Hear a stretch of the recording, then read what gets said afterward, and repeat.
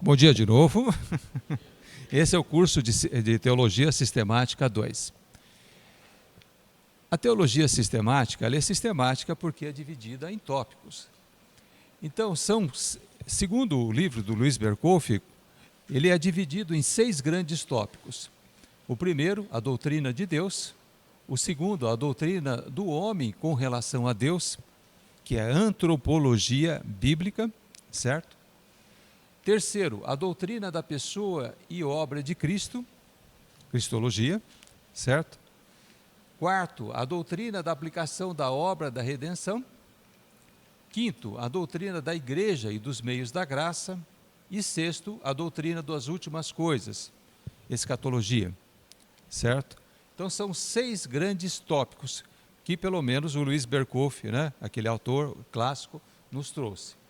Nós tivemos a oportunidade na teologia sistemática 1 de dar o primeiro e o segundo tópico. Se Deus nos abençoar, o Espírito Santo permitir, abrir a nossa mente de todos nós, o nosso alvo é dar o 3 e o 4. Agora, durante essas 7 semanas que nós temos pela frente. Então, esse período a gente pretende dar o item 3 e o item 4. O item 5 já é dado, tem uma disciplina específica sobre a igreja, que já é ministrada para vocês. E o item 6, que fala sobre escatologia, também tem uma disciplina específica, que já é dada. A gente pode até, se o tempo permitir, a gente dá umas pinceladinhas aqui ou ali, né? Mas não é o alvo. O objetivo é se, dentro dessas 7 semanas, nós conseguimos completar este estudo e este estudo. Tá certo? Quem já fez cristologia? Cristologia, quem já fez a disciplina de cristologia? A Vânia, né? Quem mais? Isso. Então, para vocês não ficarem muito entediados, eu prometo, né, que vai ser dado, é uma cristologia que vai ser dado de uma maneira diferente, sabe? Então vai poder até ampliar, então vocês não vão ficar tão chateados, quem já fez cristologia, de ver novamente o que vai ser ensinado aqui, o que vai ser discutido aqui. Bom, primeiro vamos dar uma definição do que é teologia sistemática, segundo aquele primeiro autor, né? O autor clássico, Luiz Berkhoff. Então, segundo Luiz Berkhoff, teologia sistemática é o conhecimento sistematizado de Deus, de quem, por meio de quem e para quem são todas as coisas. O que vocês entendem da palavra sistematizado? Organizado. Muito bem, isso mesmo, organizado. Entendeu? Então, para tudo na vida, se você quiser ter sucesso, a primeira coisa que você tem que fazer, tem que se organizar. Se uma cozinheira não chegar na cozinha e organizar as coisas, ela não vai cozinhar nada. Vai virar uma bagunça, não vai? Se você quiser aprender alguma coisa, a primeira coisa, você tem que colocar o teu estudo de uma maneira organizada. Primeiro vou fazer isso, depois vou fazer aquilo, depois vou fazer aquilo, depois vou fazer aquilo, né? Então a gente tem que ser organizado para ser produtivo. Diz que um trabalhador brasileiro, em relação a um trabalhador americano, ele produz 6 vezes menos. Entendeu? O que um trabalhador americano demora 1 hora para fazer, o brasileiro precisa de 6 horas. Por quê? Eles são organizados, são sistematizados, eles têm, né, disciplina, eles conseguiram organizar a vida deles de uma maneira que eles são muito mais produtivos, sabe? Então imagina, uma pessoa que consegue fazer em 1 hora o que o outro demora 6, ele devia ganhar 6 vezes mais, né? Não merece? E ganha. E na prática ganha. Então nós brasileiros, nós somos muito desorganizados.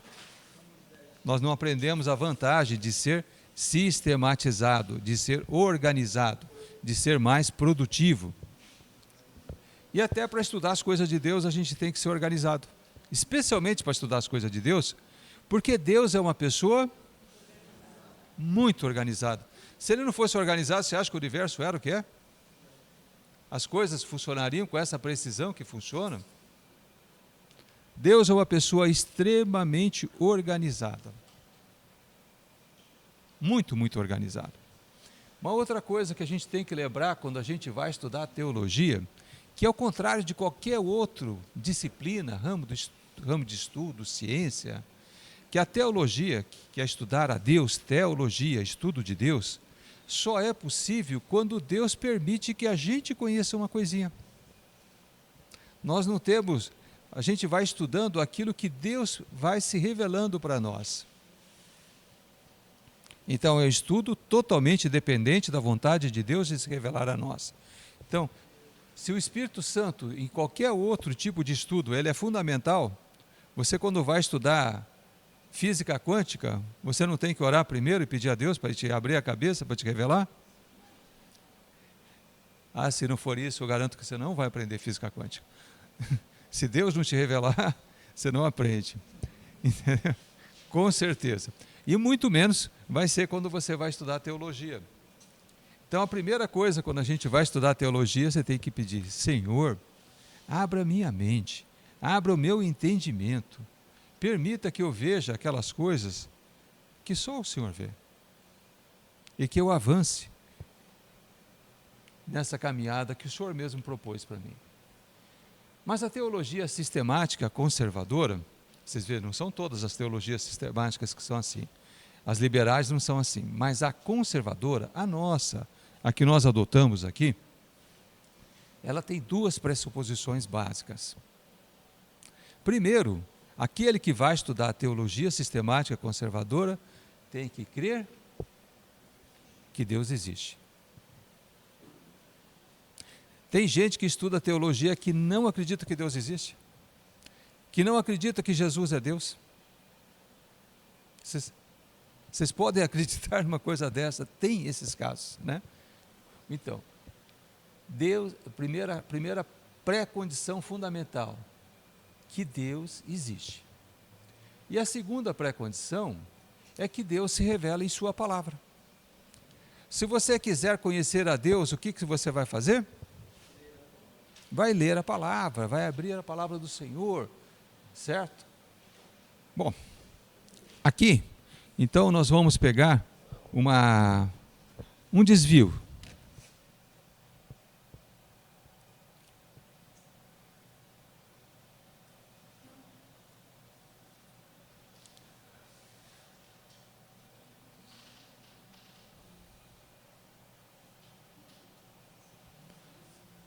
Quando eu comprei esse livro, A Teologia Sistemática, do Ainen Gruden, sabe? A editora Vida Nova, ela me deu de presente esses slides. Eu achei tão fantástico que eu resolvi trazer para vocês, sabe? Para que a gente pudesse entender direitinho o que significa isso, o que significa, né, teologia sistemática. Esse é o primeiro deles. Tem de cada tópico, tem os slides assim, sabe? Então, esse daqui seriam os slides referentes à introdução da disciplina, explicando o que é a disciplina. Então, vamos lá. Então, a biblioteca Vida Nova, a editora Vida Nova, ela nos forneceu esses recursos pedagógicos, esses slides, muito bem feitos, né?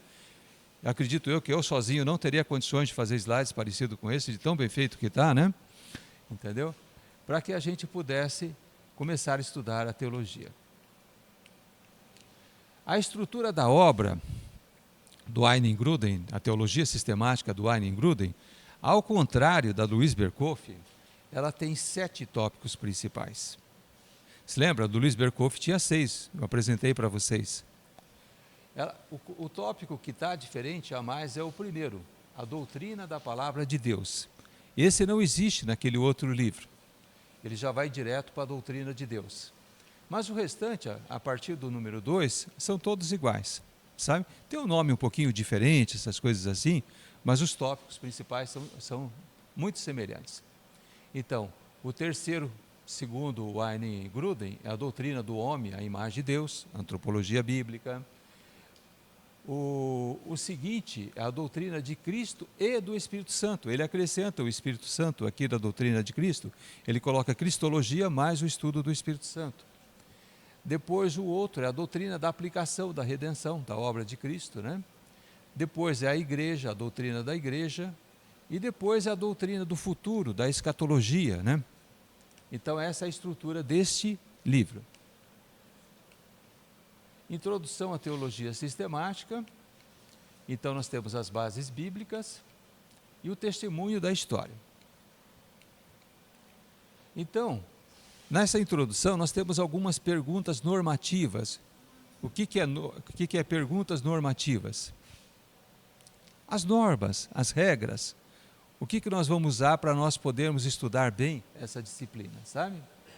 Então, como a gente vai entender, como a gente entende, segundo agora o Wayne Gruden, né? Como que ele entende o que é a teologia sistemática? Vocês já são capazes de responder baseado no autor anterior? Não se preocupa. Isso. Por que a gente deve estudar essa disciplina? Qual que é o motivo pelo qual um cristão deve estudar teologia sistemática? E como que a gente deve estudar? Vocês sabem que a única coisa que realmente um cristão tem que estudar é o quê? A Bíblia. A Bíblia é o livro de todos os dias. Não é para segunda, nem terça, nem quarta, nem sexta, nem sábado, nem domingo. É todos os dias. Né? Todos os dias a gente tem que ler alguma coisa da Bíblia. Alguns que estão aposentados, como eu, né, tem tempo para ler mais, né? Isso. Vocês que estão na fase ativa, tal, eu compreendo, vocês vão ler menos, né? Mas você tem que se propor que você vai ler todo um dia algum tanto, uma certa quantia. Tem gente que lê um verso por dia. Eu acho muito pouco, né? Um verso só. Nossa, quanto tempo vai demorar para você ler toda a Bíblia? Tem gente que lê um capítulo. Ah, já começou a melhorar, né? Tem gente que lê 2, tem gente que lê 3, 4, 5, 6, 7. Tem gente que lê 7?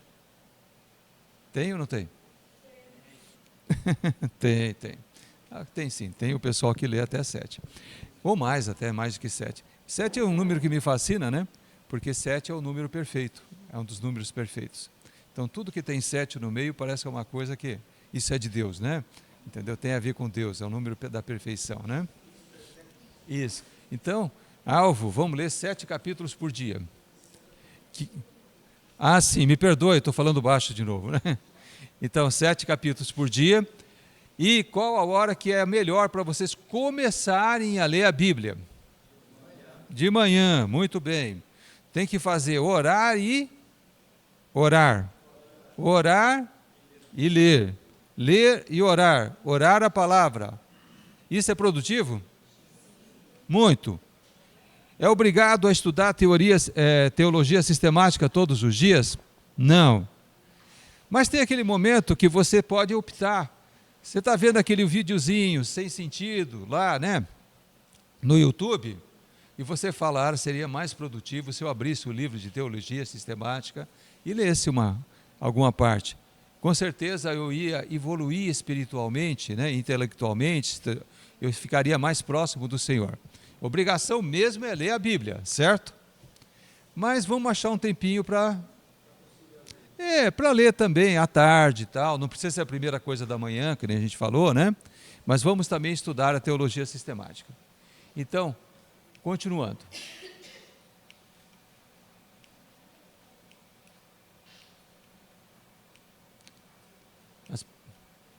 Então, as pressuposições da teologia sistemática do Wayne Gruden. A Bíblia é verdadeira e é, na realidade, o nosso único padrão absoluto de verdade. A Bíblia é verdadeira e é, na realidade, o nosso único padrão absoluto de verdade. A Bíblia é a palavra de Deus. A palavra de Deus é a verdade. Então a Bíblia é o nosso único padrão que a gente pode dizer, isso é verdade. É ou não é? Vocês creem nisso? Que a Bíblia é a palavra de Deus? E se vocês quiserem saber aonde que está a verdade, ela está na palavra de Deus. Entendeu? A gente vive na era das fake news, tudo é fake news, né? Entendeu? Mas a Bíblia não é fake news. A Bíblia é a verdade. Ela é a pura verdade. É a mais pura verdade. É a revelação de Deus para nós. E a segunda pressuposição, o Deus a respeito de quem a Bíblia fala existe. Existe. E é quem a Bíblia diz que ele é, que ele diz ser, sabe? O Criador do céu, o Criador da terra e de tudo que ele lhes dá, o Criador de cada um de nós. Esse é o Deus que a Bíblia fala. Então, voltando de novo, o Eileen Gruden combinando lá com o Luiz Berkoff.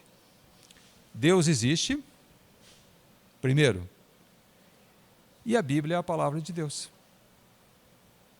Essas duas pressuposições são fundamentais, básicas, para que a gente consiga ter um estudo produtivo de teologia sistemática. Então, o que é a teologia sistemática? De novo perguntando, também segundo o Eileen Gruden. Então, teologia sistemática é qualquer estudo que responda a essa pergunta. O que a Bíblia como um todo nos ensina hoje acerca de qualquer tópico? Então, ele nos fala assim, ele nos define a teologia sistemática através de uma pergunta. O que a Bíblia, o que a palavra de Deus, o que a Bíblia nos fala hoje, no dia de hoje, qual que é o entendimento de hoje sobre um tópico? Por exemplo, vamos pegar a Trindade, né? Então a gente poderia dizer assim, o que a Bíblia como um todo nos ensina hoje a respeito da doutrina da Trindade? Certo? E como é que vocês vão saber o que a Bíblia fala para você pegar e chegar a essa conclusão? Você vai pegar e ler a Bíblia toda, de capa a capa. Sim, é verdade. Não é fácil não, meu filho. Estudar não é fácil. Os frutos são bons, né? Mas estudar não é fácil. E você vai separar todos os versos, todos os textos que a Bíblia fala sobre Trindade. Tudo, tudo. De capa a capa. Sabe? Depois que você separou todos os versos que tem, todos os textos, você vai refletir, vai orar, vai pedir para o Espírito Santo te revelar o que ele quer dizer sobre cada um deles. E depois você vai fazer uma síntese, né, do que eles têm em comum, o que todos eles, do primeiro, do Antigo Testamento até o Novo, todos eles querem dizer, o princípio, o que está por trás de tudo isso. E você vai definir o que é a Trindade. Aí você tem a doutrina da Trindade. A doutrina da Trindade bíblica. E daí você pode pegar e encher o peito, como a gente muitas vezes fala, olha, a Bíblia fala isso, isso e isso a respeito da Trindade. Isso que está na Bíblia. Daí você fala com toda a autoridade do mundo. Sim, exatamente. Mas não pode ser uma coisa rasteira. Não pode ser uma coisa rasa. Então alguém fala assim, olha, o meu casamento está indo mal. Né? Meu casamento está indo mal. Estou pensando em me separar. Isso é bíblico? Que nem nós agora há pouco ficamos sabendo a história do rei lá da Inglaterra, do Henrique VIII, não foi isso que o Irani estava falando, do Henrique VIII? Que ele botou na cabeça que ele estava casado com uma mulher que não dava filho para ele, já estava meio velhinha, ele queria casar com outra, eu vou passar por essa vida sem ter um filho, ainda mais ele falando, eu sou um rei, não vou deixar herdeiro, entendeu? Se eu casar com uma mais nova, eu vou ter chance de ter filho. Só que a igreja, através do Papa, a igreja católica no caso, né, e ele era católico, não permitia que ele se separasse. Então ele resolveu pegar e fundar uma igreja. Na minha igreja, que eu sou o Papa, né, entendeu? Eu sou o manda-chuva, nessa daqui pode ter divórcio. Certo? Mas será que a Bíblia falou isso? Ele fez uma lei para ele. Entendeu? Isso é fato, é história, né? O nosso irmão Irani estava mostrando a história da igreja hoje e estava falando de um fato histórico. Mas se vocês quiserem aconselhar o seu discípulo, o que a Bíblia fala a respeito da doutrina do casamento? O que vocês têm que fazer? Vocês leiam toda a Bíblia, separam todos os versos que falam sobre casamento, sabe? Do ponto de vista de Deus, desde o Gênesis até Apocalipse, tudo. Daí vocês reflitam muito, orem, reflitam, peçam para o Espírito Santo te revelar. Daí você vai firmar os princípios que vai reger essa questão da doutrina do casamento, certo? Fala. Sistemática. É isso que é sistematizar, organizar. Tudo. Para você saber a verdade, você tem que ir na fonte da verdade, que é a Bíblia. Não. Oi? E a questão também que a base principal, fundamentada na palavra com a questão do casamento, está em Mateus 3, de 3 a 6. Unir-se ao homem, seu esposo, dois estarão à sua casa, e o que Deus uniu não separa o homem. Mas só está em Mateus 3,16? Mas está em todas as dinâmicas da Bíblia. Você tem que... Só aquele ali, você pega ele ali, compara com o outro e vai lá. O outro e outro. Tudo. Você tem que juntar tudo. Você não pode basear só num texto, só num verso. Senão fica um conselho muito raso. Não é coisa de Deus. Deus é completo. Sabe? Então, tudo tem que combinar com tudo. Sabe? Sistemático. Então, o que a Bíblia, como um todo, nos ensina acerca de qualquer tópico? Então, quando você chega a essa conclusão, você estabelece uma doutrina. E daí, quando você sistematiza, organiza, coloca na estante todas as doutrinas que estão na Bíblia, todas as doutrinas que estão na Bíblia, você tem uma teologia sistemática, sistematizada. Então, a diferença entre a teologia sistemática e a teologia desorganizada. Eu acho que essa desorganizada foi uma falha da tradução da editora, né? Mas ficou bem esclarecido, né? Existe então uma teologia organizada, que é a sistemática, e existe uma outra teologia que o povo usa por aí, que é desorganizada. Existe ou não existe? Existe. Então, a teologia sistemática é ela busca a organização dos estudos da palavra de Deus a partir de tópicos ou assuntos, certo? A partir de tópicos. O assunto, por exemplo, nós citamos dois até agora. Nós citamos a Trindade primeiro e depois nós citamos a questão do casamento. São assuntos, sabe? Que estão na Bíblia, que constam da Bíblia. E depois, a teologia desorganizada, ela busca o estudo da palavra de Deus a partir de problemas surgidos aleatoriamente. Por exemplo, alguém tem um problema no casamento. O seu discípulo, né, tem um problema no casamento. Você é o líder da célula, tal, né? E ele chega para você, olha, eu estou pensando em me separar. E você fala assim, não, eu vi um verso lá na Bíblia, sabe? Um verso, só um, sabe? E ele falava isso, aquilo. E você pega e aconselha o seu discípulo baseado num verso. Tá certo? Não. Se você é um bom estudioso, se você leva a sério a palavra de Deus, você não pode pegar e aconselhar alguém baseado num único verso. Oi?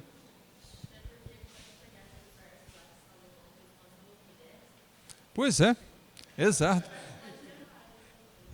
A gente pode distorcer a palavra de Deus de uma maneira muito fácil, fazer heresias, né?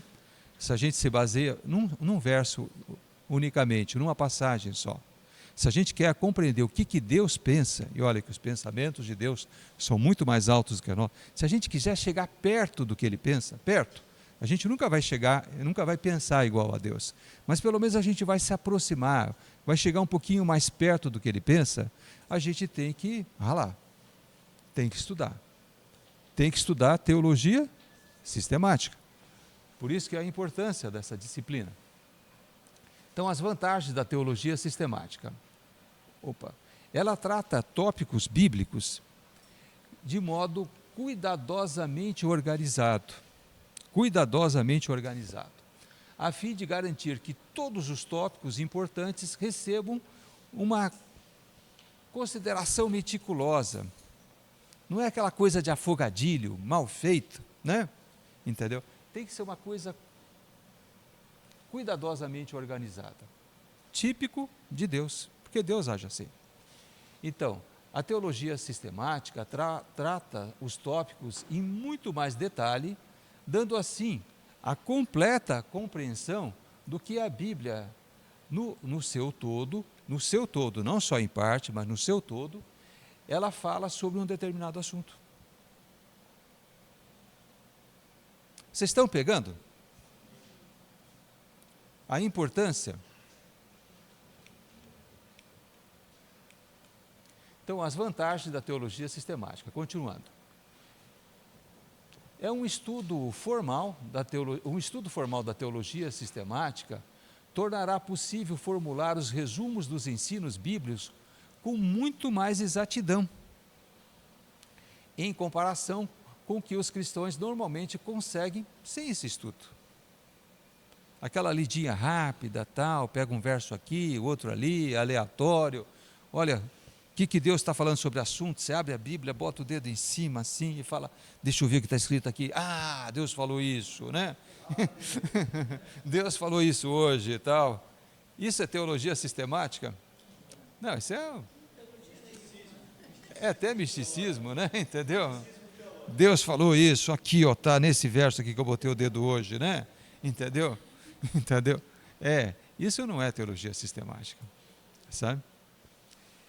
Então, uma boa análise teológica deve encontrar e tratar com justiça todas as passagens bíblicas relevantes a cada tópico em particular, e não apenas parte ou um pequeno número de passagens relevantes. Essa passagem eu gostei mais, né? Que nem a história do casamento do Salomão, né, que estava falando, né? Então, essa parte aqui eu vou adotar para mim, para minha visão a respeito de casamento, né? Então, essa vai ser minha teologia, tal. Salomão casou 1000 vezes, por que eu não posso casar umas 3 ou 4, né? Eu estou apenas sendo, vamos dizer assim, modesto, né? Ele casou 1000, meu Deus do céu, eu só vou casar 4, sabe? Então, será que isso tem a ver com Deus?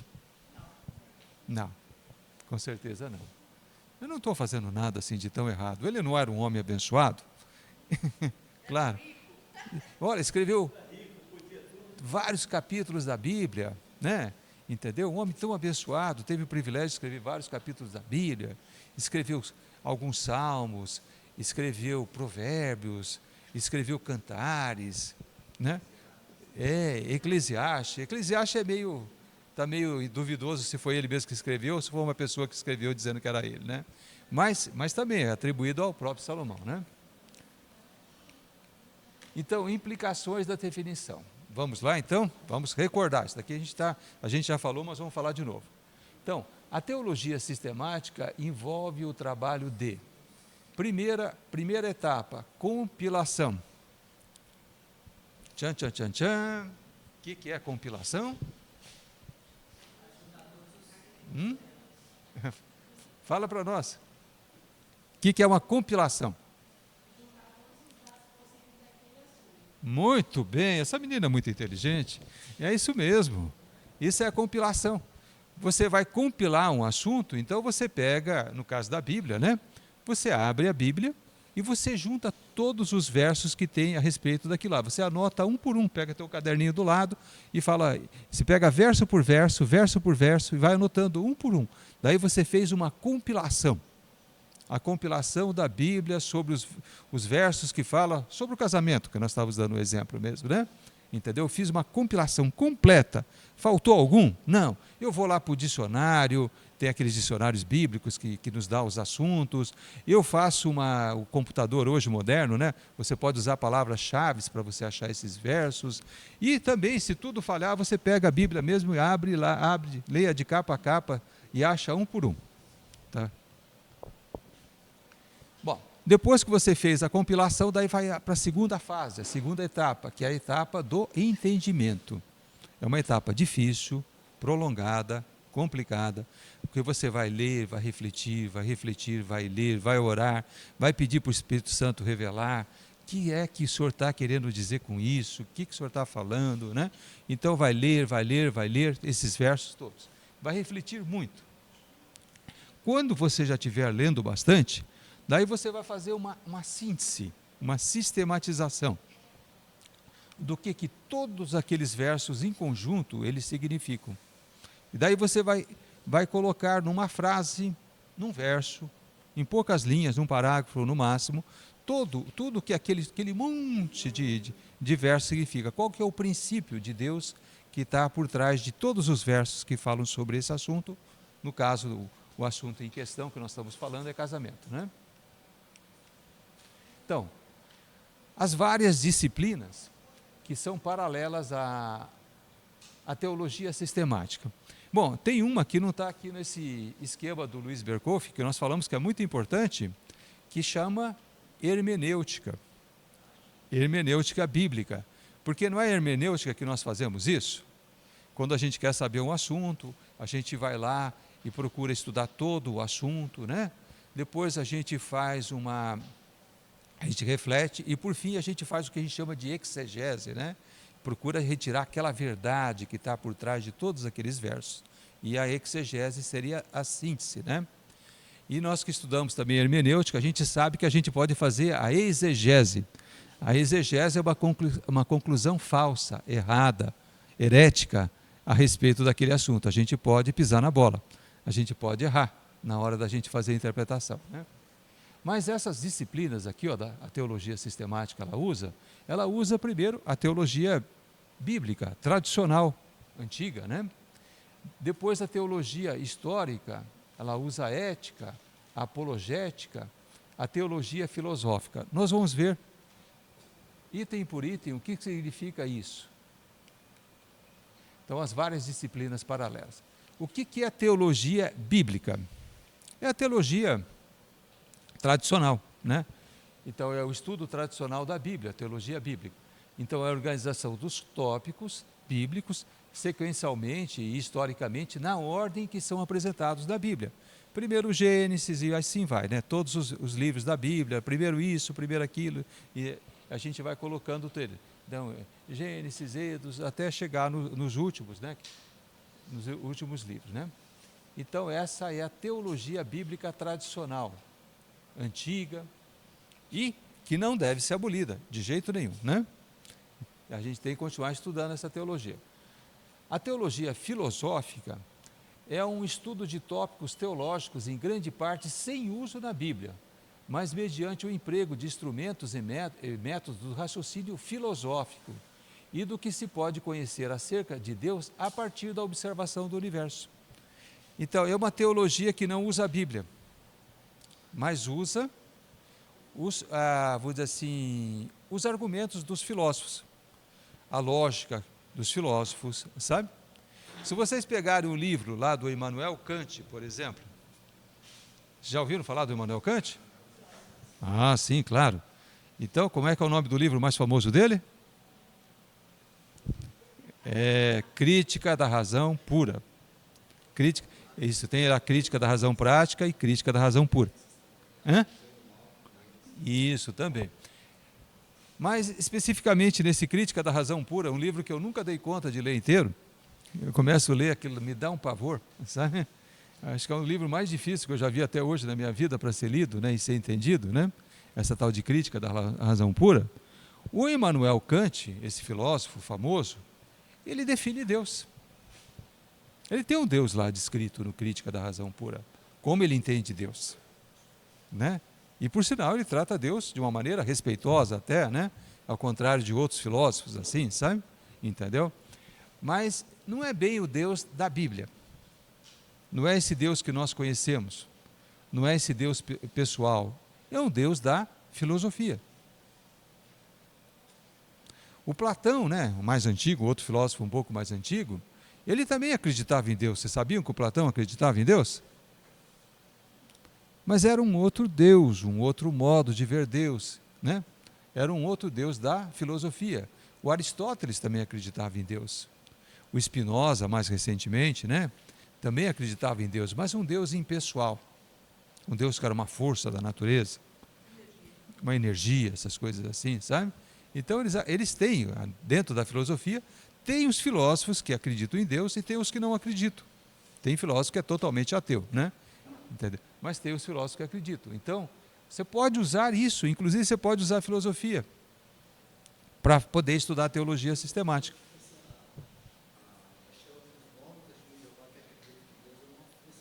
Sim. Pois é. Teologia filosófica. Tem muitas heresias, né, que surgiram baseado nessas teologias, nessas filosofias. Hã? Também. Que Jesus não é Jesus e tal, né? Tem muitas essas coisas, né? Então, a teologia histórica. A teologia histórica, ela fala assim, é o estudo histórico de como os cristãos, em diferentes períodos, entenderam os vários tópicos teológicos. Assim, na época dos pais da igreja, né, da igreja primitiva, como que o assunto tal era entendido? Depois, na época da Idade Média, como esse mesmo assunto foi entendido? Na época da Reforma, como esse assunto foi entendido? Então, essa é uma teologia histórica. A gente usa muito, na própria teologia sistemática nossa, que a resposta é o hoje, ainda assim a gente usa coisas antigas. Vocês vão reparar nos livros de teologia sistemática que eles usam muito os entendimentos antigos para chegar na conclusão atual, a conclusão do hoje. E apologética, o que é apologética? Apologética é aquela disciplina que nos ensina a como a gente fazer uma defesa da veracidade da fé cristã com o propósito de convencer os incrédulos. Então, a apologética é usada especialmente pelo pregador, né? O pregador, ele não quer alcançar as pessoas que não creem em Deus, então ele tem que aprender como que ele vai fazer aquele sermão, como ele vai montar aquele sermão, de uma maneira que consiga convencer as pessoas que não creem em Deus a crerem em Deus. Apologética, sabe? Isso chama apologética. Faz a apologia, sabe? De Deus, né? Apologética. Como ontem o pastor fez bem isso, né? O Davi Silva, não foi? Fantástico. Apologética aquilo, né? Ele conseguiu pegar aquele texto da Bíblia e nos provar de uma maneira que a gente nem tinha pensado direito sobre aquilo, sabe? Então, se tinha alguém que duvidava de Deus, lá naquele momento saiu crendo, né? Então, muito ungido, muito capacitado, um excelente pregador, né? Um evangelista, sabe? Apologética. E ética. O que significa ética? É qualquer estudo que responda à pergunta. É ética cristã, vamos separar, né? Não é ética do mundo, é ética cristã. Qualquer estudo que responda à pergunta: o que Deus exige que façamos e que atitudes exige que tenhamos hoje, né? A respeito disso, por exemplo, o que Deus exige que façamos e que atitudes exige que tenhamos hoje com relação à questão do aborto? Como um cristão deve se comportar com relação à questão do aborto? Ética, certo? E pode ser qualquer outra situação, sabe? E qualquer outra situação que envolva a nossa vida, porque em tudo Deus tem que estar na frente. Então, definição de doutrina. Segundo também, né, o nosso Wayne Grudem, né? Wayne Grudem, uma doutrina é o que a Bíblia como um todo nos ensina hoje acerca de qualquer tópico específico. Doutrina, isso é doutrina. Então, a relação entre doutrina e teologia sistemática. Então, doutrina é o que a Bíblia como um todo nos ensina hoje acerca de um tópico específico. E teologia sistemática é a sistematização das doutrinas. A gente pega a doutrina A, a doutrina B, a doutrina C, a doutrina D, né? E coloca em ordem. É a mesma coisa como você dispõe lá os livros na estante da sua casa, da maneira que você acha que seria a mais organizada possível, né? Esses dias atrás eu fui lá na casa do meu filho, lá no apartamento onde ele mora, E estava muito encantado com os livros que ele tinha comprado. Ele está estudando psiquiatria, né? Então tinha os assuntos aqui, tinha alguns livros que eu tinha dado para ele, tinha isso, tinha aquilo, né? E eu, como estava, a gente estava de passeio, tudo, eu tinha um livro lá que eu mesmo tinha dado para ele e resolvi pegar para dar uma lida, para recordar, para passar o tempo até, né? Que a gente estava lá passeando, viajando, né? Quando esse menino chegou em casa, me olhou com o livro na mão, ele ficou bravo. Pai, você tirou o livro de ordem, entendeu? Não, eu guardei em outro local, entendeu? Eu dessistematizei a estante dele, a estante de livros dele, sabe? Então eu tirei a sistemática que ele tinha usado para organizar os livros, para colocar o livro tal aqui, o livro tal ali, né? Eu fiz uma balbúrdia, né, com os livros dele. E ele ficou bravo. Com razão, depois eu dei razão para ele, né? Ele ficou bravo porque ele deve ter demorado, deve ter pensado como é que seria melhor para ele organizar os livros naquela estante. E a gente também é a mesma coisa. A gente vai ouvindo a doutrina, essa primeira doutrina, a segunda, a terceira, a quarta, a quinta, a sexta, e nós vamos sistematizando as doutrinas, vamos colocando na ordem que elas devem ser. Quando vocês veem aquela sistematização que foi dada pelo Luiz Berkhoff, que foi a base, inclusive, do nosso estudo, e posteriormente essa do Ayn Gruden, vocês veem, isso daqui ele sistematizou. Não foi por acaso. Por que esse tópico está aqui, por que aquele tópico está ali, né? Por que a doutrina das últimas coisas, né? A escatologia está no final. Por que será que ela está no final? Porque ela vai acontecer no fim, entendeu? É claro, então ela tem que ser a última a ser estudada, né? Por que Apocalipse é o último livro da Bíblia? Porque isso vai acontecer no fim. Ela já é sistematizada, mas ainda a gente... mas se vocês forem reparar bem, não é tão sistematizada, porque na hora que ela foi feita, não foi colocada mesmo na ordem que estava acontecendo, né? Isso. A gente está lendo lá, por exemplo, o livro de Ezequiel, né? Então Ezequiel fala do tempo que eles já estavam no exílio lá da Babilônia, certo? Que o povo de Judá estava no exílio da Babilônia. Não foi. E nem os assuntos, às vezes, os assuntos se perdem, sabe? Eles voltam tal, né? E se repetem. Daí a gente vai estudar, depois a gente estuda Daniel. Bom, Daniel também está lá na Babilônia. A gente não sabe se foi antes de Ezequiel, contemporâneo de Ezequiel, mas pelo jeito foi contemporâneo. Mas depois, quando a gente vai estudar, por exemplo, a gente já chega lá no livro de Amós. Poxa, Amós já era do tempo que nem tinha ido para a Babilônia ainda, né? Ele fala das coisas que nem tinha acontecido, nem quando tinha ido para a Babilônia. Joel também não tinha nem ido para a Babilônia e tal, né? Então ela não está tão em ordem assim, tão sistematizada. A gente deveria organizar ela melhor. Vocês acham? Está tudo lá, mas não está muito bem organizado. Assim, fala-me.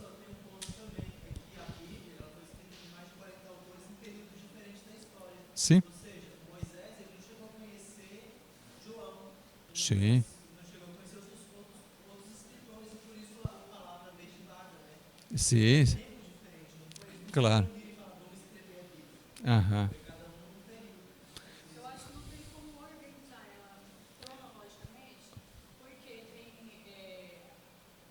tem o tempo de cada coisa, né? Tem os livros históricos, tem aquele do Novo Testamento, então assim, não teria como, acho que não teria como organizar ela cronologicamente. Não, aí eu vou discordar um pouquinho de você. Tem sim. Não, tem sim. Tem e já foi feito já. Sabe?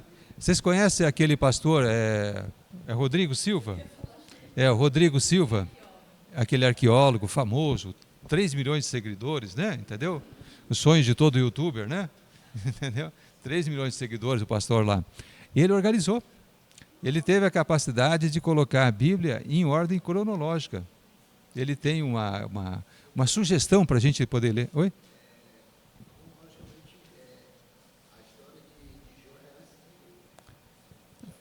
Como é que é?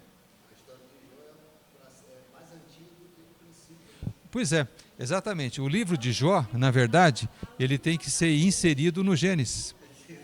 Ele está no meio do Gênesis, o Jó.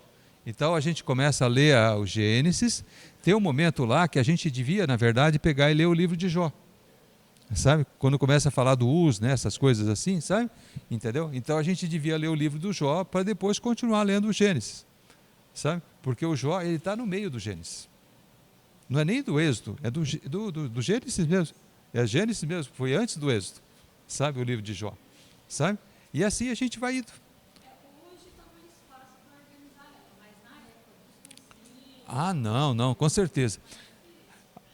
Eu, no meu entendimento, aquilo que o fato dela ter chegado para nós é um milagre dos milagres, né? É coisa de Deus mesmo, porque nós conseguimos ter a Bíblia toda na nossa mão. E isso é coisa só, é milagre de Deus. Então, e Deus tem que dar um trabalhinho, né? Não vai deixar tudo mastigado assim para a gente. Não, a gente tem que estudar, né? Não é só engolir, a gente tem que separar, tem que ter um trabalho. Até para aprender é bom. Esse processo de sistematização, ele nos ajuda ao nosso entendimento, para a gente poder entender, aprender, compreender, memorizar, sabe? Isso é bom a gente fazer, tá? Não pegar tudo mastigadinho, né? Então vocês entenderam, né? A diferença que tem doutrina, né? E a diferença de teologia sistematizada, sistemática, que é a sistematização de todas as doutrinas, ou pelo menos de todas as doutrinas principais que tem dentro da Bíblia, né? Então, por que o cristão deve estudar teologia sistemática? Pressuposto bíblico. Portanto, idem, fazei discípulos de todas as nações, batizando-as em nome do Pai e do Filho e do Espírito Santo, ensinando-lhes a obedecer a todas as coisas que vos ordenei. E eu estou convosco todos os dias até o final dos tempos. É Mateus 28, 19 e 20. Olha aqui, ensinando-lhes a obedecer. Como é que você vai ensinar uma coisa para alguém que nem você sabe direito?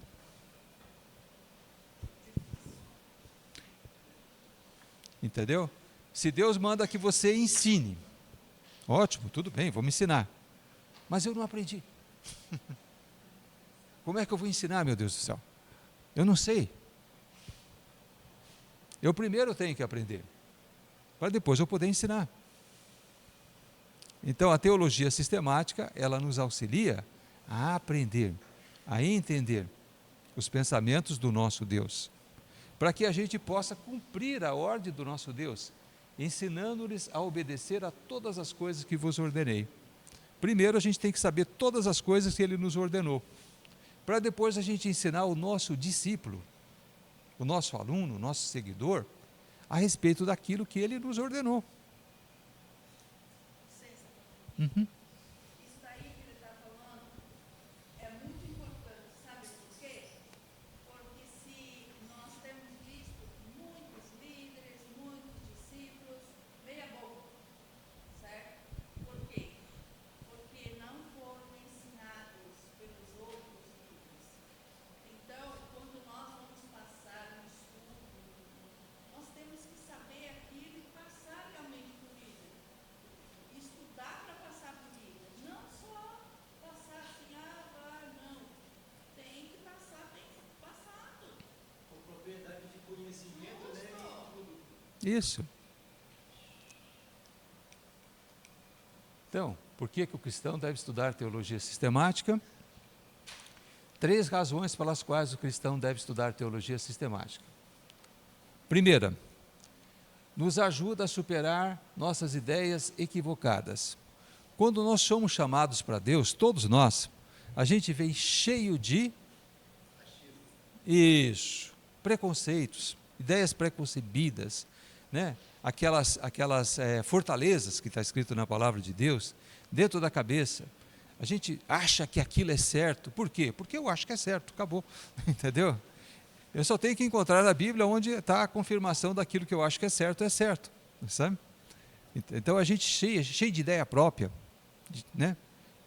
Então a gente sempre chega perante Deus achando que sabe muito. Segundo motivo, nos torna capazes de tomar decisões melhores posteriormente em novas questões de doutrina que possam surgir. Quando você estuda bem um tema, uma doutrina, e você sabe bem, sabe aplicar, você começa a acostumar com aquela rotina, como é que você faz para determinar se uma doutrina é verdadeira, é certa, é correta, é segundo o coração de Deus, é isso mesmo que Ele mandou? E quando você entende uma, você começa a ter facilidade para aprender a outra. Diz que a melhor maneira de você aprender um idioma novo é depois que você terminou de aprender um idioma. Por exemplo, você sabe falar português, ótimo. Daí você aprende a falar inglês, é muito difícil, sabe, aprender a falar inglês. Mas aprende, esforça, tal, aprende. Daí, de repente, você bota na cabeça que quer falar alemão, tá? Já sabe falar português, já sabe falar inglês e vai falar alemão. Meu Deus, alemão é mais difícil que inglês, mas nessa hora aí fica fácil, porque você já tem o português e já tem o inglês na tua cabeça. A pessoa que vai estudar o alemão fica fácil. Pelo menos muito mais fácil do que o inglês, né? Entendeu? Depois ela aprende a falar português, inglês, alemão. Daí ele resolve falar japonês, né? Para complicar. Ou chinês, para complicar. É difícil pra caramba, mas ele dá conta de aprender. Entendeu? Ele dá conta de aprender porque ele já tem as outras línguas na cabeça. Parece que a mente vai se abrindo. Então, quanto mais você vai aprender das doutrinas de Deus, você aprende uma, certinho, bem estudado, bem caprichado, demorado, né? Como Deus exige. Quando você vai aprender a outra é mais fácil. Entra mais fácil. Deixa eu contar uma coisa para acordar um pouco. Uhum. A gente estava lá em Israel um dia e a gente estava no elevador, daí entrou um judeu daqueles príncipes e falou assim, Sérgio, falou assim, qual que é a língua que você quer que eu fale com você? Eu falo 7, 9. 9. Não, é que ele começou a falar comigo em inglês, né?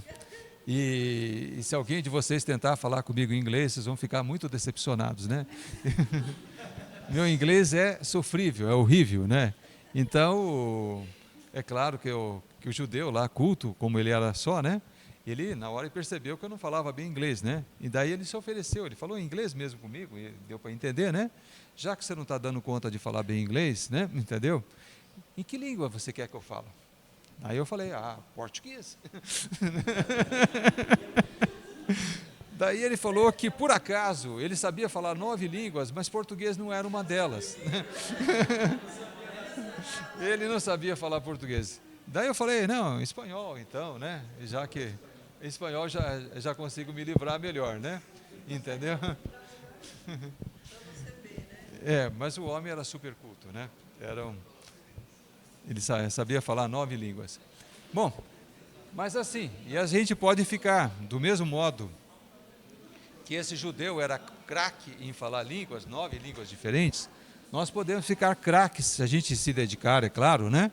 A entender as doutrinas, mas as doutrinas verdadeiras, né? Entendeu? E o terceiro item, então, que isso nos ajuda muito a crescer como cristãos. Quanto mais a gente conhece o coração de Jesus, quanto mais a gente conhece as doutrinas, como de fato elas são, quanto mais a gente conhece o coração de Jesus, mais a gente vai ser útil, né, no reino de Deus. O evangelho vai ser elevado com mais assim objetividade e tudo, né? Então, como que a gente deve estudar teologia sistemática? Como a gente deve estudar qualquer coisa, na verdade, não é só teologia sistemática. Como a gente deve estudar qualquer coisa? Primeira coisa que um cristão vai fazer antes de estudar qualquer coisa é orar. Pede misericórdia a Deus. Fala, Senhor, esse negócio está difícil, está complicado. É só o Senhor, é só o Espírito Santo do Senhor que mora já no meu coração que vai conseguir me revelar isso, entendeu? Peça, seja humilde. Inclusive vai ser o próximo item, né? Então no Salmo 119, 18, né? Então está escrito assim, desvenda os meus olhos para que eu contemple as maravilhas da tua lei. Olha que bonito. A gente orando para Deus assim, olha, desvenda, Senhor. Tira essas coisas que estão me atrapalhando de ver, sabe? Desvenda, tira a venda, tira, né, que está me atrapalhando de ver, e que eu consiga ver o quanto que é maravilhosa a tua palavra. E a palavra de Deus é quem? É Jesus. Então, quando você consegue compreender, quando você consegue ver direitinho a palavra de Deus, você está vendo Jesus. Você está contemplando, é Jesus mesmo, sabe? Em 1 Coríntios 2,14, a pessoa natural não aceita as coisas do Espírito de Deus, porque eles são absurdas. Tem versões que falam, porque eles são loucura. As coisas de Deus são loucura. E não é capaz de entendê-las, pois são discernidas espiritualmente. Você só consegue entender bem as coisas de Deus quando você discerne elas, separa, compreende elas através do teu Espírito. Do Espírito Santo, que mora no nosso Espírito, e ele que vai nos contando essas verdades espirituais.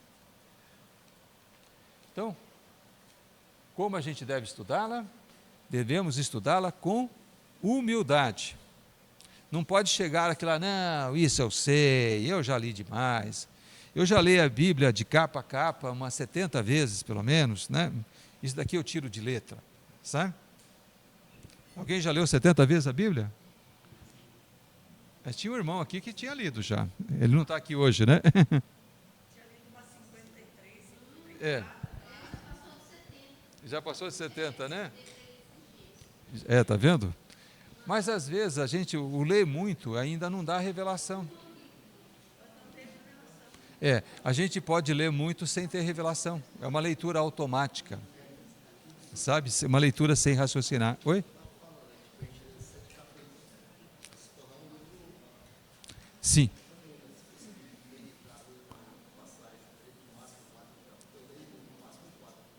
Sim, sim. Não, eu estou falando, esse número 7 é número para aposentado, né?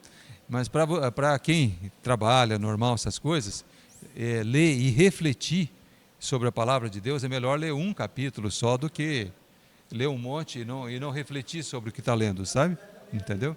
Sem a revelação É escrita mata. tudo, a letra mata, o espírito é o que vivifica. Sim, exatamente. Oi?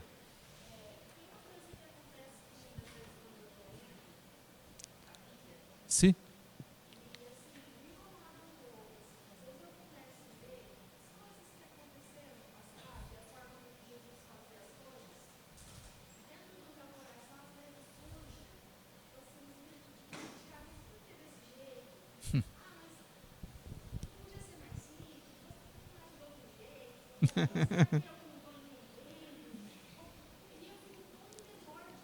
Eu sei, eu sei.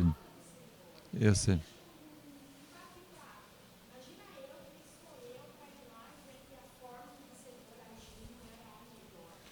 É.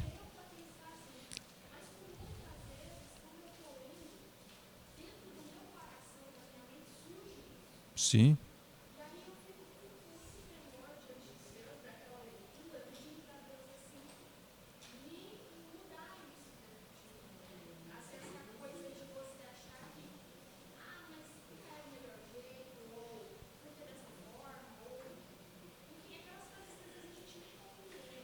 Sim.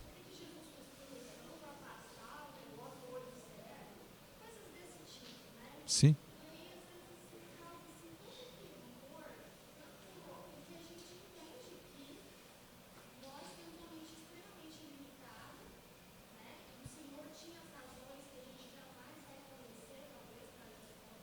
Sim.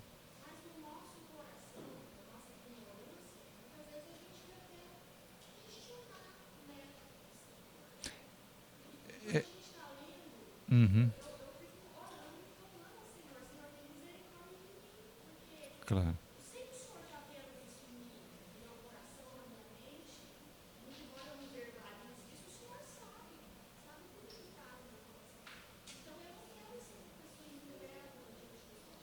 Sim.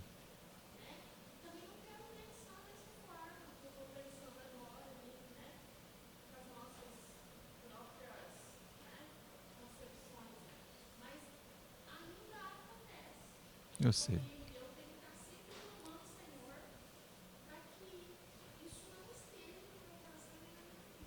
Amém. Só um pouquinho a gente já vai responder, mas antes fala.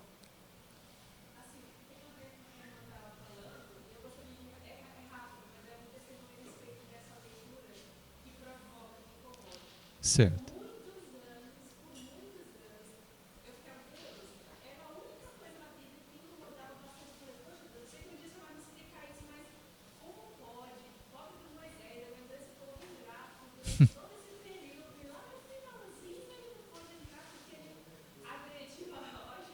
Sim.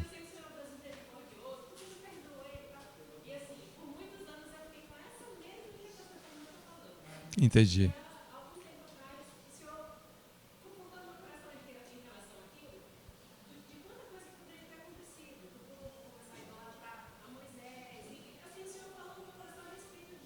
Isso.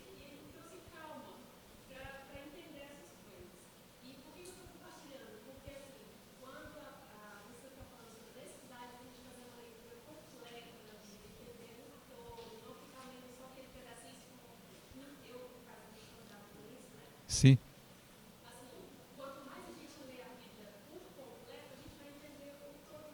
Sim. Isso.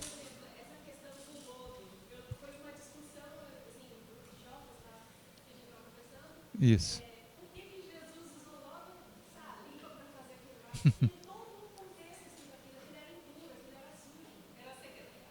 Sim.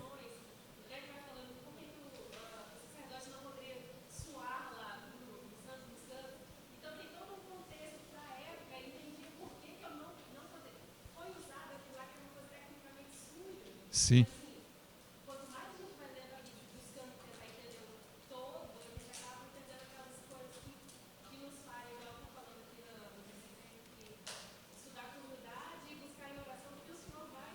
Sim. Bom, primeira coisa, né? A natureza do ser humano, nossa natureza, é ser crítica. Nós somos, na verdade, né? Todos nós somos muito ignorantes. E como toda pessoa ignorante, ela acha que sabe tudo. Entendeu? Isso. Acha que pode até. A gente acha, né? Como a gente estava falando, não é só você, meu irmão, é todos nós, os seres humanos, somos assim. A gente acha que pode até ensinar a Deus como é que ele podia fazer para ser melhor, né? Isso. De vez em quando a gente se encontra nessa situação, né? Eu já vi muita gente, não só coisa de Deus, aqui coisa do mundo mesmo, né? Eu já vi gente querendo ensinar para milionário como é que ele tinha que fazer para usar o dinheiro para ficar mais rico. E o cara é pobre de dar com o pé, entendeu? Ele não tem nem onde cair morto, mas ele quer ensinar o milionário como é que o milionário devia usar o dinheiro dele para poder ficar mais rico ainda. Poxa, fala assim, se você é tão bom de dar conselho, por que você não melhora um pouco de vida, né? Sai dessa situação difícil que você está. Mas tem gente que é assim. Fala, se eu fosse... Hã? Isso, exato. Pois é, exato. Também tem essas coisas. E agora ensinar a Deus, né?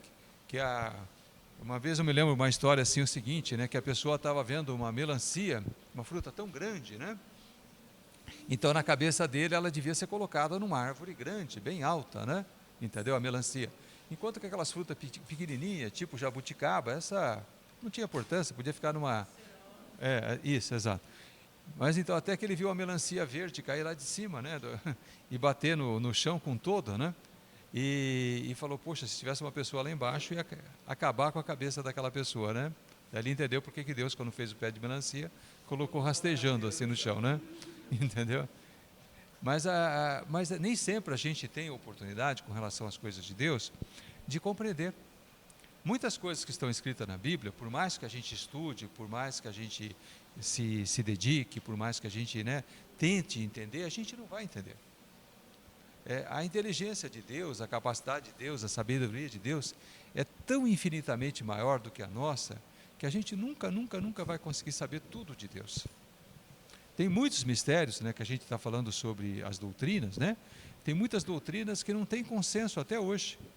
Por mais que tenha gente que estudou, vocês vão ver ao longo dessas aulas agora, que tem muita coisa que não chegou à conclusão, que para nós ainda é um mistério, por mais que tenha sido estudado. Oi, João, fala.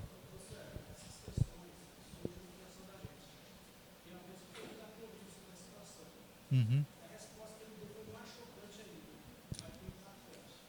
Sim. Eu explicaram para ele essa situação, ele assim, curioso, impactou, é orgulho. Isso.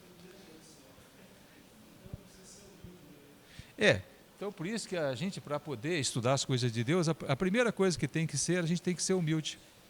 Tem que entrar com um coração humilde, né? Então em 1 Pedro 5,5 está escrito assim: vistam-se todos de humildade uns para com os outros, porque Deus se opõe aos soberbos, mas concede graças aos humildes.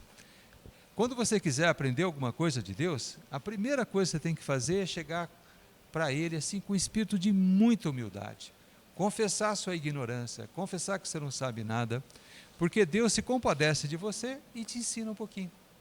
Agora, se você chegar muito arrogante, você vai voltar para casa do jeito que você chegou, não vai aprender nada, não vai conseguir entender nada, Deus não vai te revelar nada, porque Ele resiste, né? Ele resiste aos soberbos, Ele se opõe aos soberbos. Agora, os humildes, Ele se compadece e ensina. Ele não suporta, é verdade. Então, em Tiago, no capítulo 1, nos versos 19 e 20, está escrito assim: que cada pessoa esteja pronta para ouvir, tardia para falar, tardia para ficar irada, porque a ira do homem não produz a justiça de Deus. Então, item 3, como devemos estudar teologia sistemática? Devemos estudá-la usando a razão. Deus nos deu a razão, não foi por acaso. A gente tem que usar a cabeça, que nem o povo fala, né? Entendeu? A cabeça não serve só para botar boné ou chapéu em cima, né? A cabeça tem que ter outra finalidade, a gente tem que usar os nossos neurônios, né? Como Deus nos deu, né? No Salmo 119, 160, está escrito assim: a soma da tua palavra é a verdade, e cada uma das tuas justas normas dura para sempre. Olha, a Bíblia é o único livro que não muda. Mas vocês já viram por aí quanta gente falando que a Bíblia está desatualizada? Não, naqueles tempos antigos, né, a Bíblia podia até ser assim, mas hoje, na época atual, a Bíblia não pode mais ser assim. Quem mexe com coisas relacionadas com ciência, como a gente mexe, sabe como que muda o conhecimento. Uma biblioteca assim cheia de livros de medicina, pode estar todos atualizados naquele momento. Quando passa 10 anos, você pode jogar 50% fora. Passa mais 10 anos, se aquela biblioteca não foi renovada, você pode jogar mais os 40% fora, daí dá 90%, né? Entendeu? Vai sobrar só uns 10% do que estava escrito, que é realmente que continua valendo. Então a medicina muda tanto, por exemplo, tanto a ciência, a medicina em particular muda tanto, que a gente está toda hora mudando de ideia. Um dia ovo faz mal, outro dia ovo faz bem, né? Não é assim? Vocês não leram isso? Um dia não pode comer abacate de jeito nenhum porque é gorduroso, no outro dia abacate faz bem para a saúde, né? Então as coisas vão mudando, né? Entendeu? Com relação a remédios, né? Isso. Tem um determinado medicamento, na época que eu estava fazendo faculdade, que é uma classe de medicamentos que chama beta-bloqueadores, né? Que era considerado o erro mais crasso do mundo, um médico que desse um beta-bloqueador para um paciente que tivesse insuficiência cardíaca, sabe? Uma complicação do coração chamada insuficiência cardíaca. Aquilo lá era erro dos erros, era uma coisa horrível. O médico que fazia uma coisa dessa era muito ignorante. Se fosse cardiologista, então nem se fala, né? Hoje, faz parte do tratamento da insuficiência cardíaca, beta-bloqueador. Descobriu que o beta-bloqueador faz bem. Aquilo que era muito errado, se descobriu que é uma coisa boa. Sabe? Entendeu? Então, agora, as coisas de Deus é diferente. O que está escrito lá na Bíblia, que ele escreveu através desses 40 autores, né? Essas coisas assim, e eles têm coerência e se mantém verdade até hoje. Não mudou. Continua sendo correto, certo? É só você entender um pouco melhor, estudar um pouco melhor, que você vai entender o princípio que está por trás de cada sentença. Então, a soma da tua palavra é a verdade. Quando você soma a palavra, quando você compara palavra com palavra, pega tudo que está escrito na Bíblia a respeito daquele assunto, você descobre que ali está a verdade, sabe? E cada uma das tuas justas normas, ela dura para sempre. A Bíblia é um livro que não fica obsoleto. É o único que não fica obsoleto. Então, para estudar teologia sistemática, então, devemos estudá-la com a ajuda dos outros. O ser humano é um ser gregário. Nada que a gente faz de importante na vida, a gente faz sozinho. A gente sempre está baseado naquilo que os outros fizeram.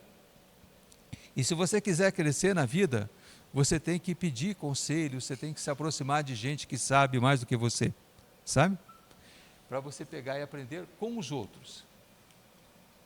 Então, em 1 Coríntios 12, 28, na igreja, Deus tem designado, primeiramente, apóstolos, em segundo lugar, profetas, em terceiro, mestres. Tem um dizer que fala assim: não importa o que você faz na vida, sempre vai ter um japonesinho que sabe fazer melhor que você. Se for tocar violão, você pode contar, por melhor que você seja o cara do violão, vai ter um japonesinho que toca melhor.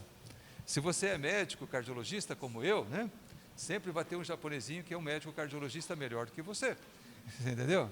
Se você é um motorista, vai ter um japonesinho que sabe dirigir melhor do que você. Entendeu? Sempre vai ter, né? Ou seja, na verdade, a gente podia dizer que sempre vai ter alguém que sabe fazer aquilo que a gente sabe fazer, e às vezes a gente sabe fazer bem, mas ele vai saber fazer melhor. Por mais que você saiba fazer aquilo, você vai encontrar um sujeito que sabe fazer melhor do que você, sabe? Entendeu? Que Deus capacitou mais aquela pessoa do que você mesmo. E você é o bom naquilo que você faz, né? Isso é uma sumidade naquilo que faz. Mas aquele outro consegue ser melhor, sabe? Então a gente tem que ter humildade, que a gente vai encontrar gente que sabe mais a Bíblia do que a gente. Que você pode perguntar, que você pode trocar umas ideias, que você pode se aperfeiçoar. Deus colocou gente assim no mundo. É orgulho. Você não procurar ajuda é orgulho. Você tem que procurar. Eu não sei essa questão. O que você me diz a respeito disso, né? Tem que perguntar, tem que perguntar. E às vezes, por incrível que pareça, a gente aprende esses mistérios com pessoas que são muito humildes. Gente que nem sabe ler e escrever, mas que aquele mistério Deus revelou para ele. Então você pode aprender com todo mundo. Não fica lá só atrás daquele que tem título disso ou título daquilo, sabe? Você tem que ter a capacidade de parar, de ouvir o que cada pessoa tem para falar para você. Você pode aprender com todo mundo. O cara nunca estudou a Bíblia, mas ele teve uma visão, teve isso, teve aquilo. Deus se revelou para aquela pessoa de uma maneira tal que nunca se revelou para você. E você pode aprender através dele, se você for humilde.